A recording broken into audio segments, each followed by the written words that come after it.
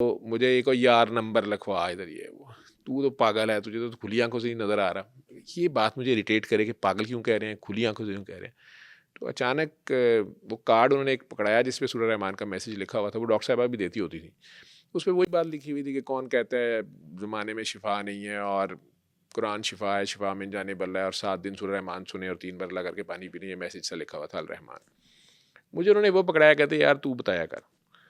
میں نے کہا جی مجھے اجازت ہے، کیونکہ کئی پیروں سے جب میں نے تعویذ اپنے لیے لیا تو انہوں نے کہا تھا آپ کو اجازت نہیں ہے، آپ نے یہ وظیفہ کسی اور کو نہیں بتانا. تو ہم ڈر جاتے تھے کہ یار نہیں بتانا، پیٹنٹ ہے ان کا. انہوں نے کہا اجازت نہیں ہے، منت ہے، ترلا ہے، جو 7 دن سن لے وہ آگے بتا دے تو سیم رزلٹ. اور یار ہیرا منڈی کی میری کاکی بتاتی ہے تو رزلٹ آتے ہیں، لوگ ٹھیک ہو جاتے ہیں، تو تم لوگ سونے سونے لوگ بتاؤ گے تو کیوں نہیں ٹھیک ہوگا. اور ڈاکٹر بابا یہ جو تم 10 سال سے دعا مانگ رہے ہو نا، یہ اس کا جواب ہے. تو میں نے کہا میں کون سی 10 سال سے دعا مانگ رہا ہوں. تو مجھے ڈاکٹر بنے 10 سال ہو گئے تھے. میں 92 میں بنا تھا اور 2002 2 دسمبر کو میں ان کے سامنے بیٹھا ہوا تھا. 27ویں رمضان تھی، جو میں نے بعد میں خیال کیا کہ وہ 27ویں رمضان تھی. تو 10 سال تو مجھے ہو گئے تھے، لیکن میں نے کہا اس دعا کا تو میری ماں کو بھی نہیں پتا، کسی کو بھی نہیں پتا، یہ میری اور اللہ کی ایک آپس کی دعا ہے.